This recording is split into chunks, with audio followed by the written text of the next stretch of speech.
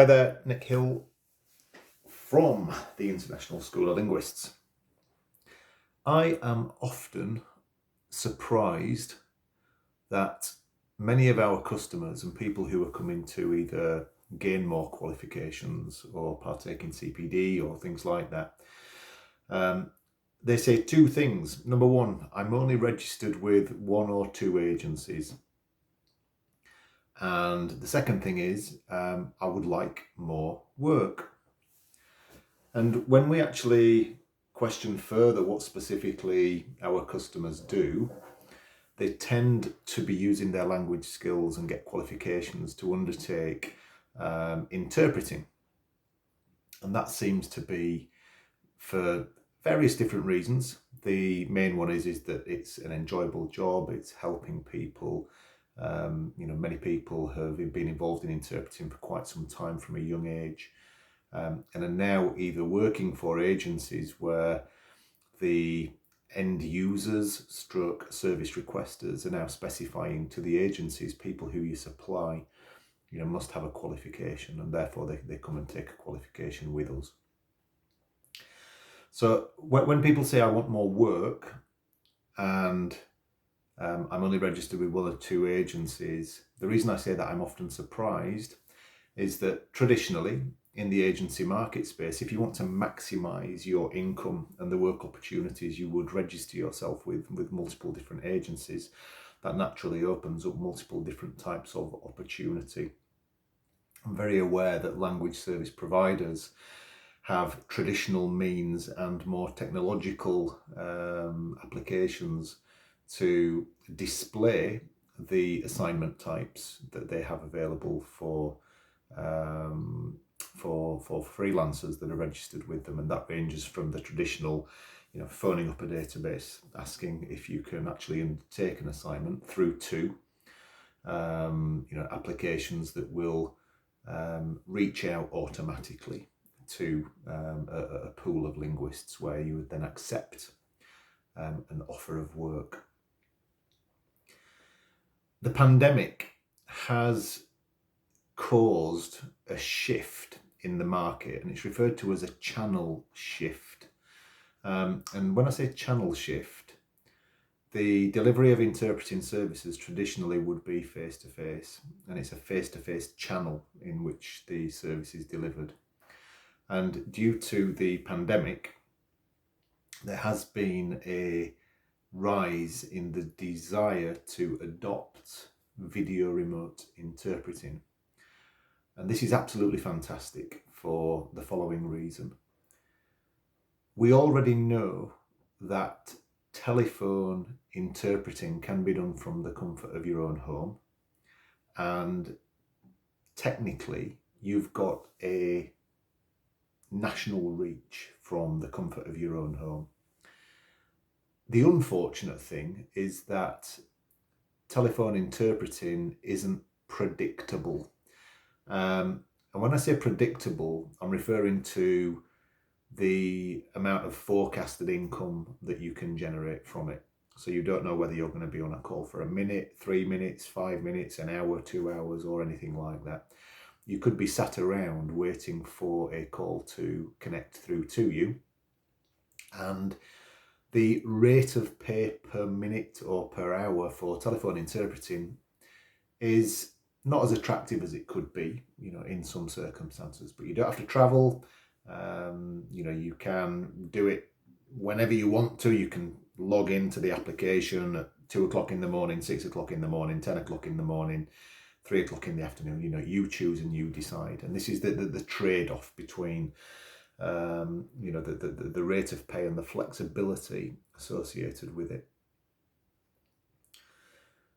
Face-to-face interpreting, a little bit more predictable. You know what hourly rate you're going to receive, or you accept a job that displays a particular hourly rate. And again, you decide whether you want to take that job or not. You might get paid some travel subsidence, or you might get involved in some sort of additional monies that you might negotiate with the with the agency.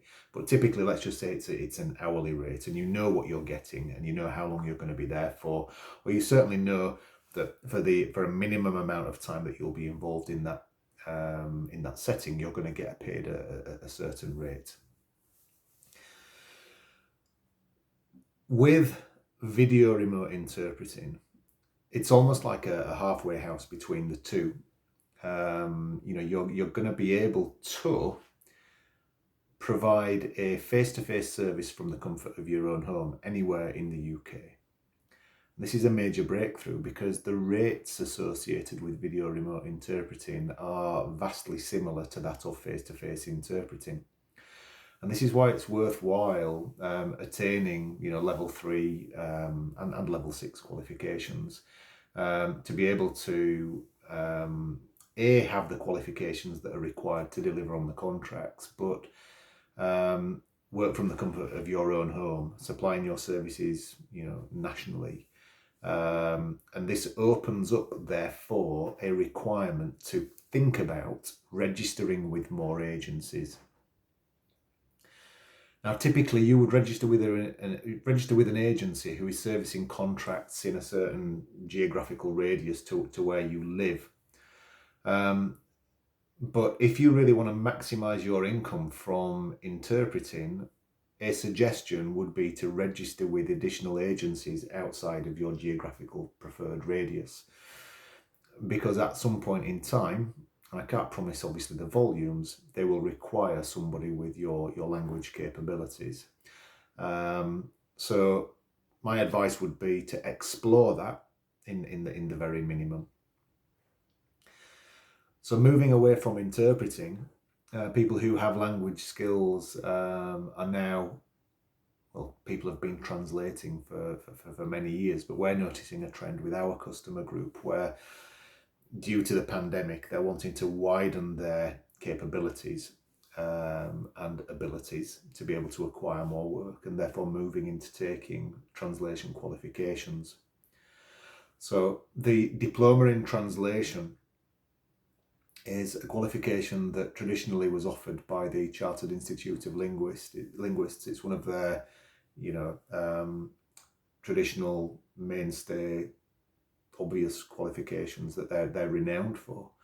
But there are other providers now that do offer that qualification. And the ability to attain that qualification will then allow you to register with agencies and be available for translation work. Here at ISL, we offer a testing environment in translating business, medical and legal text in the language combination English to your target language. We've got to be clear here that the draft written translation units on a DPSI are separate and different to a diploma in translation. So undertaking a translation qualification will get you registered with an agency. It is even more advantageous if you have expertise in a discipline such as technology or law or automotive or some sort of sector-based experience. And the reason for that is the language associated with automotive is unique. It's very different to that of medical language. So ideally, somebody who has a medical degree and is also able to communicate native level in numerous different languages is very, very equipped to start their journey in translating in the medical sector.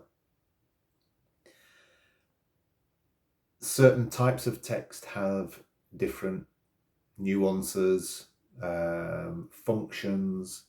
For example, marketing text is and can be metaphorically charged, and what I mean is that there are certain semantics and words and phrases and techniques that literally translated don't have the same effect in the target language, and therefore some expertise associated with the type of language, the sector associated with the assignment is really advantageous to have, and just ensures that when undertaking those assignments, you're giving the client the best value, you're meeting their expectations, and ultimately creating the outcome that they want with the text that you've been assigned to deal with. Finally, in this video, I just want to talk about machine translation and post-editing. Now, for those who are in the interpreting sphere, machine translation and post-editing, that might be a new term to you. Machine translation has been around for many, many years. And with the increased rise in artificial intelligence, machines are getting cleverer and cleverer, but they're not at the level where you can completely remove the human element to produce a great translation. Artificial intelligence and machine training and machine learning has meant that standards have increased massively over the years. And there is a requirement for individuals to participate in what's referred to as post-editing. And post-editing refers to taking a piece of machine translated text and polishing it up, for want of a better phrase, ensuring that the style guide, the terminology set, the desired outcomes, tone, so on and so forth, of the original piece of text are still present, after the machine has translated it, but also after you have applied your polish, you've gone through that editing process. And these really are the different ways that linguists are using their skills to build their business. Some pay better than others, but you will have a preference. Some people don't want to be sat in a room translating documents on their own for hours in front of a PC screen. Others prefer that, don't want the hassle or aggravation associated with sitting in front of people doing, interpreting. Some translators want to translate from scratch. They don't want the machine involvement, whereas others prefer the machine involvement because they can get through more words and earn just as much, and in some circumstances more money than a translator.